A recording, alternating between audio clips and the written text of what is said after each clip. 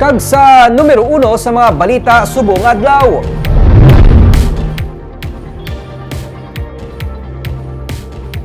$430 ka mga CCTV camera iga-install sa syudad sa Bacolod agod nga mas mapabaskog pa ang seguridad kag mapahagan-hagan ang kriminalidad. Upod sa plano ang pagtukod sang bago nga command center.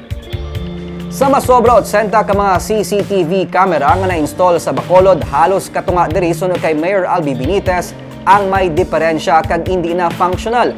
Gani masami, may kabudlayan ng mga otoridad sa pagsulbar sa mga nagaluntad nga kriminalidad. Ginsiling sang alkalde nga may yara na sang ginadihon nga kasugtanan upod sa isa ka local supplier para sa 430 ka mga CCTV cameras nga iga-install sa mga ginakabig critical areas sa Bacolod. Ini magluwas man sa mga CCTV camera nga na-install pinaagi man sa mga kabaranggayan sa Bacolod.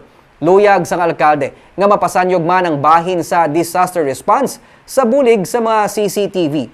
Upod sa plano ang pagtukod sang bago nga command center sang Bacolod nga sarang masuguran karon nga tuig. To be able to cover ang mga critical areas din so that we will have a faster response time sa mga crimes, sa mga calamities, kung ano-ano. Right? So, in fact, I'm even soliciting, and there are proposals that allow us to be able to capture ang images, facial recognition sa mga gaagi na sa CCTV.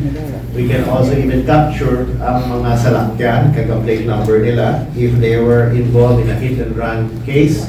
Our CCTV system will be able to capture that.